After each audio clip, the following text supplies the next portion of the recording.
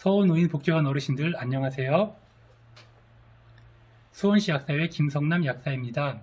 수원시 약사회와 함께하는 슬기로운 약물 안전교육, 오늘은 9번째 시간으로 감염병과 백신에 대해 이야기하겠습니다. 어르신들 코로나 백신 1차 접종은 모두 마치셨나요? 저는 2주일 전에 인근 병원에서 아스트라제네카 백신 1차 접종을 마쳤습니다. 주사 부위가 뻐근한 증상 외에 다른 불편한 점은 아직까지 없었습니다. 우리 어르신들도 백신 접종을 고민하시는 경우가 많으실 텐데 지금부터 감염병과 백신 접종에 대해 알려드리겠습니다. 세균, 바이러스, 진균, 기생충 등의 병원체가 우리 몸에 감염돼 발병하는 질환을 감염병이라고 합니다. 감염병은 직접적인 접촉에 의해서 전파되는 접촉 전파와 비말에 의해 전파되는 비말 전파, 공기 중으로 전파되는 공기 전파가 있습니다. 접촉에 의해 전파되는 감염병에는 콜레라, 장티푸스 등이 있고 비말 전파나 공기 중으로 전파되는 감염병은 인플루엔자, 결핵, 홍역, 그리고 지금 유행하고 있는 코로나 바이러스 등이 있습니다. 감염병은 1급 감염병부터 4급 감염병까지 구분하기도 하는데 1급 감염병에는 코로나 바이러스를 포함한 신종 감염병 증후군 등이 있습니다.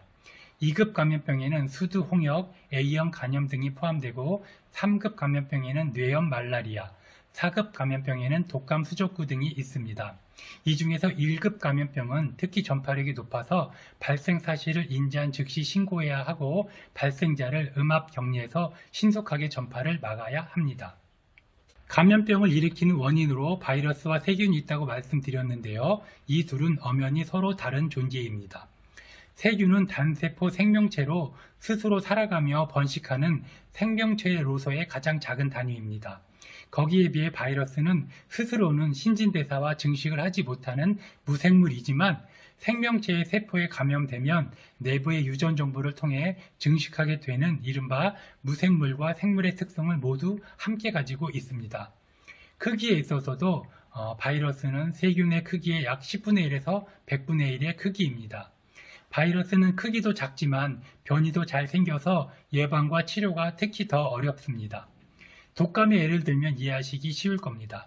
매년 유행하는 독감 바이러스가 변종마다 다 다르기 때문에 독감 백신도 매년 맞아야 합니다.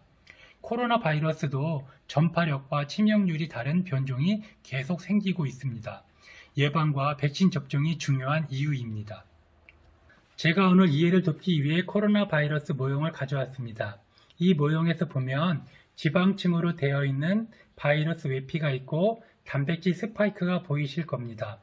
원형의 외피에 스파이크 돌기가 돌출한 모습이 왕관과 같다고 해서 코로나라고 하는데 코로나는 왕관을 뜻하는 크라운에서 유래한 말입니다.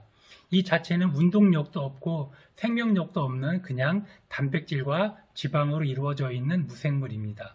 그런데 우리가 이 바이러스에 감염이 되면 단백질 스파이크가 우리 몸의 세포와 결합해서 세포 내로 들어오게 되고 세포 안에서 바이러스 외피가 열리면서 유전 정보인 RNA가 발현되면서 다수의 바이러스가 증식하게 됩니다. 어느 정도 증식된 바이러스가 세포를 파괴하고 나오면서 새로운 세포를 찾아 나서면서 다른 사람에게 전파되는 과정을 거치게 됩니다.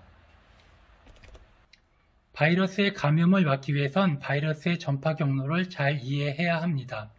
바이러스 자체는 움직이지 못하기 때문에 스스로 다른 곳으로 옮겨가지 못합니다. 대신 바이러스에 감염된 환자가 이야기를 하거나 기침을 할 때 기침이나 가래와 함께 공기 중으로 비말의 형태로 나오거나 감염자의 손에 묻어있던 바이러스가 손과 접촉하는 위치에 묻어있게 됩니다. 이 바이러스가 묻어있는 곳을 만질 때 손으로 옮겨오게 되는데 한 연구 결과에 따르면 손에서 코로나 바이러스는 약 9시간 생존할 수 있다고 합니다. 그런데 에탄올 소독제로 세척한 결과 15초 만에 사멸하였다고 합니다.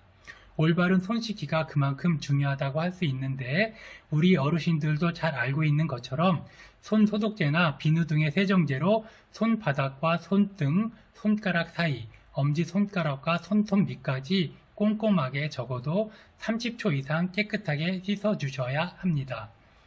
공기 중에 흩어진 비말은 공기 중에 어느 정도 떠 있다가 호흡기로 감염될 수 있습니다. KF94 마스크는 정전기적인 반발력으로 바이러스를 걸러주게 됩니다.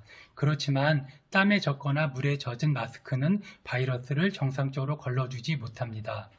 따라서 물에 젖은 또는 땀에 젖은 KF94 마스크는 재사용하지 말고 버리셔야 합니다. 마찬가지로 소독제로 KF94를 소독해서 재사용하셔도 안 됩니다.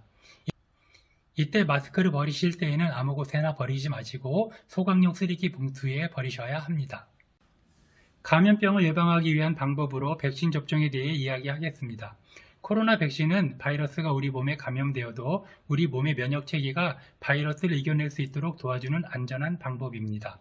현재 우리나라에서 접종이 가능한 백신은 아스트라제네카 백신과 화이자 백신입니다.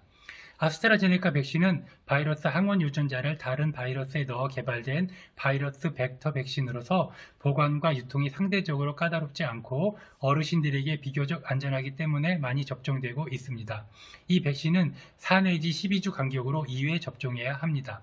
화이자 백신은 mRNA 백신으로 바이러스 예방 효과가 뛰어나다고 알려져 있지만 영하 75도씨에 보관해야 하는 등 유통 과정이 까다로워서 특별한 관리가 필요합니다. 새롭게 시도되는 백신의 형태로 백신 접종 후 이상 반응에 대해 면밀히 모니터링해야 하는데 그간 큰 부작용 사례는 나타나지 않았습니다. 이 백신은 21일 간격으로 2회 접종해야 합니다. 새롭게 도입될 예정인 모더나 백신은 화이자 백신과 같은 mRNA 백신으로 백신 접종 간격 28일로 2회 접종합니다. 이 역시 바이러스 예방 효과가 뛰어나며 큰 부작용은 나타나지 않았습니다. 코로나 백신 접종 시의 주의점을 알려드리겠습니다. 백신은 건강한 상태에서 맞아야 합니다. 백신을 맞기 전 2, 3일간 심한 운동 등 무리한 활동을 하지 마시고 충분한 휴식을 취하십시오. 백신을 맞고 15분 동안은 의료기관에서 대기하셨다가 이상이 없으면 귀가하실 수 있습니다. 귀가하신 후에도 3시간 동안은 안정을 취하시고 이후 3일간 몸에 이상 반응은 없는지 주의 깊게 관찰하시는 것이 좋습니다. 접종 부위에 부기나 통증이 있는 경우에는 깨끗한 마른 수건을 대고 그 위에 냉찜질을 해서 부기나 통증을 가라앉혀 주시는 것이 좋습니다. 접종 후 미열이 있는 경우에는 수분을 충분히 드시고 휴식을 취하십시오. 발열이나 근육통이 심하시다면 아세트아미노펜 성분의 해열 진통제를 복용하십시오. 이 해열 진통제는 약국에서 미리 구입하시면 되는데 시럽제, 정제, 액상형 캡슐 등 다양한 형태로 판매되고 있습니다. 이때 용법과 용량을 잘 지켜서 복용하셔야 합니다. 종합감기약이나 처방받는 진통제 중에서 같은 성분이 있을 수 있으니 혹시라도 함께 복용하는 약이 있으면 동일한 성분은 없는지 미리 확인하셔야 합니다. 다음은 특별히 주의해야 할 이상 반응입니다. 접종 후에 숨쉬기가 힘들거나 어지러운 증상, 입술이나 얼굴이 붓거나 온몸에 두드러기가 생기는 증상, 갑자기 의식이 없거나 쓰러진 경우는 119에 신고하시거나 응급실을 방문하셔야 합니다. 1차 접종에서 심각한 알러지 증상이 나타난 경우에는 의료기관에 미리 알려주시는 것이 좋습니다. 그리고 1차 접종에서 큰 이상이 없더라도 2차 접종도 1차와 마찬가지로 무리하지 마시고 충분한 휴식을 취하면서 대비하도록 하세요. 2차 접종까지 모두 마치고 약 2주의 시간이 흐르면 몸에 항체가 생겨서 바이러스에 대항할 수 있는 상태가 됩니다. 그렇더라도 정부 지침에 따라 마스크 착용과 사회적인 거리 두기를 잘 실천하셔야 합니다.